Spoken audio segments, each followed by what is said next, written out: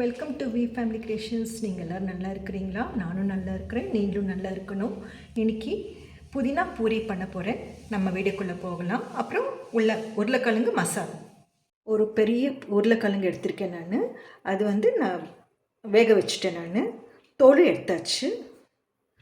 அப்புறம் ஒரு கேப்சிகம், பச்சை மிளகா 6 எடுத்திருக்கேன். நான் 2 ஆனியன் எடுத்திருக்கேன். அப்புறம் ஒரு கேரட்டு, ஒரு தக்காளி. இது சாமான் அவ்வளோதான். இப்போ நான் இதெல்லாம் கட் பண்ணிவிட்டு காமிக்கிறேன்.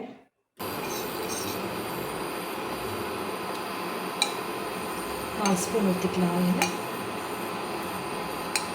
கடுகு போட்டுக்கலாம்.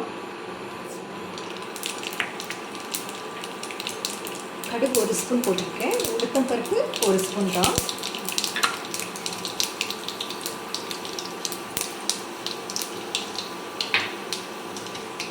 சீரகம் 1 ஸ்பூன் எடுத்துருக்கேன், அது போட்டுக்கலாம். இது கூட பெருங்காயம் கொஞ்சமாக போட்டுக்கலாம்.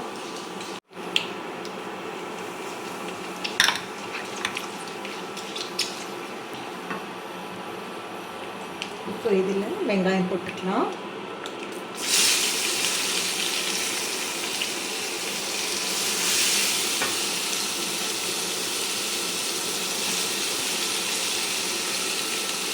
கேரட் ரொம்ப சின்னதாக கட் பண்ணிக்கோங்க. இது சின்னதாக இருக்கணும், அப்போ தான் நல்லா அது வாடும். பெருசு வேண்டாம்.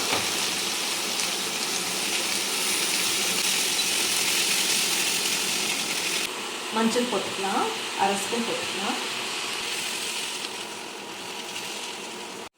உப்பு போட்டுக்கலாம்.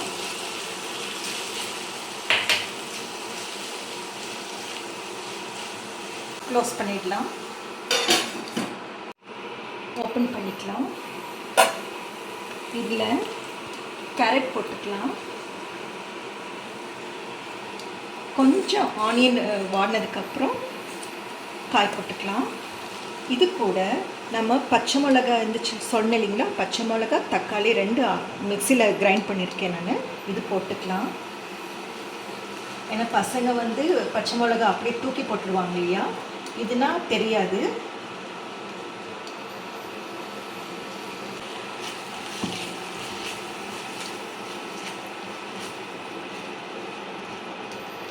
இது கொஞ்சம் பச்சை வாசனை போகட்டும் உங்களுக்கு.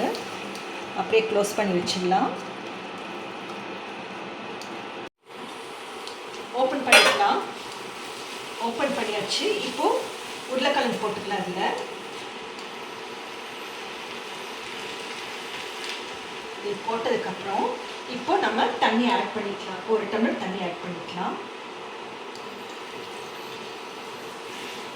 நமக்கு எவ்வளோ கெட்டியாக வேணுமோ அது பார்த்து நம்ம ஆட் பண்ணிக்கலாம். உங்களுக்கு எப்படி வேணுமோ நீங்கள் அப்படி ஆட் பண்ணிக்கலாம். இன்னும் கொஞ்சம் நான் ஆட் பண்ணிக்கிறேன்.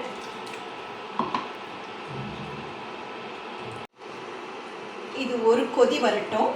அப்புறமா நம்ம லாஸ்ட்டு கேப்சிகம் போட்டுட்டு அப்படியே கொஞ்சம் கலக்கிட்டு ஆஃப் பண்ணிடலாம். அவ்வளோதான்.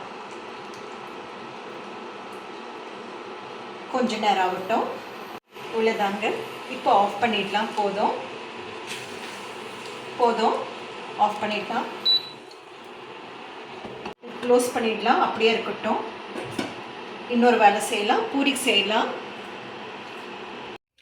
பூரிக்கு 2 டம்ளர் மாவு எடுத்துக்கலாம்.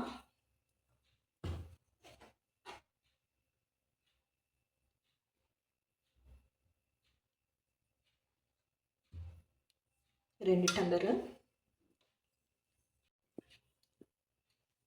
இதில் ரவா 2 ஸ்பூன் எடுத்திருக்கேன் நான். 2 பெரிய ஸ்பூன் டேபிள் ஸ்பூன் எடுத்திருக்கேன் நான். ஊற போட்டு வச்சுருக்கேன் நான். இது போட்டுக்கலாம்.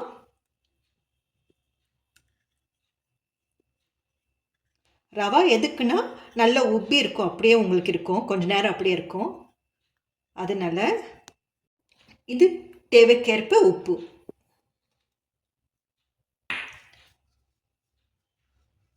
நல்லா மிக்ஸ் பண்ணிக்கோங்க. அப்படியே இதில் கொஞ்சம் மஞ்சள் ஆட் பண்ணிக்கலாம். கொஞ்சம் போதும், அதிகமாக வேண்டாம். புதினா எடுத்திருக்கேன் நான் சின்ன கப்பில். இது ஆட்டிக்கலாம். புதினா நல்லா கிரைண்ட் பண்ணிட்டேன். இப்போது இது ஊற்றிக்கலாம். கொஞ்சமாக தண்ணி போட்டு நல்லா கிரைண்ட் பண்ணிட்டேன்.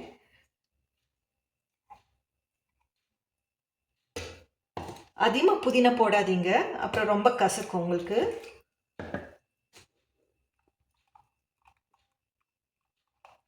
இப்போ எப்போ மாதிரி பூரிக்கு எப்படி பிசைக்கிறோமோ அதே மாதிரி நல்லா பிசைஞ்சுக்கலாம்.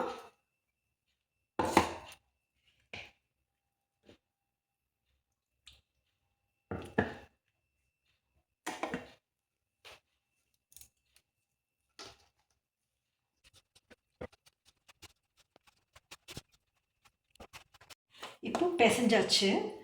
இப்போது ஆயில் ஊற்றிக்கலாம். இல்லை 2 ஸ்பூன் போதும். 2 ஸ்பூன் ஊற்றிட்டு கொஞ்சம் எண்ணெய் பிசைஞ்சுக்கலாம்.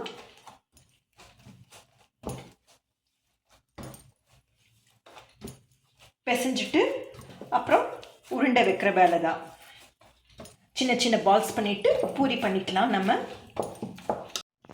இப்போ உருட்டிக்கலாம். நான் ஏற்கனவே எல்லா உருண்டை வச்சுட்டேன். நான் 25 பூரி வந்துச்சு எனக்கு. இப்போ ஒன்று ஒன்று அப்படியே உருண்டிக்கலாம். நல்லா ரவுண்டாக நல்லா செய்யுங்க.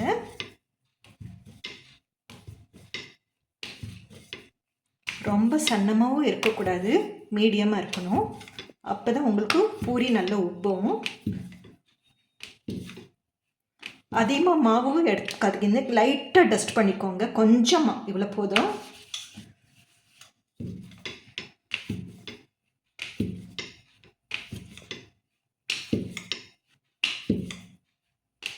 இது போதும், இவ்வளோ போதும். திக்னஸ் பாருங்கள், தெரியுதுங்களா உங்களுக்கு? திக்னஸ் இது போதும்.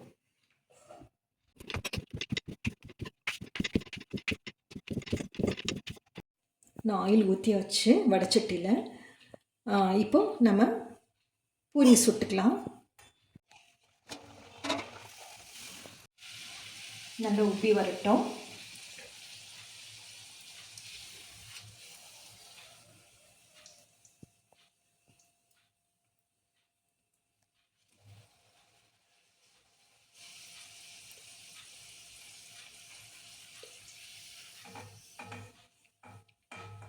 பார்த்தீங்களா, கலர்ஃபுல்லாக இருக்கு இல்லையா?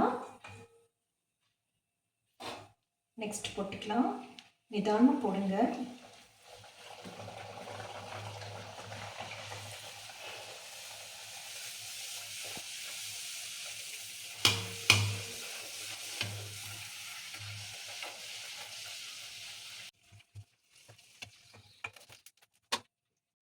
தேங்க்யூ ஃபார் வாட்சிங். Take care. God bless you to all. யார் ஃபஸ்ட் பார்க்குறீங்களோ அவங்க எல்லோரும் சப்ஸ்கிரைப் பண்ணுங்கள், சப்போர்ட் பண்ணுங்கள், லைக் பண்ணுங்கள், ஷேர் பண்ணுங்கள்.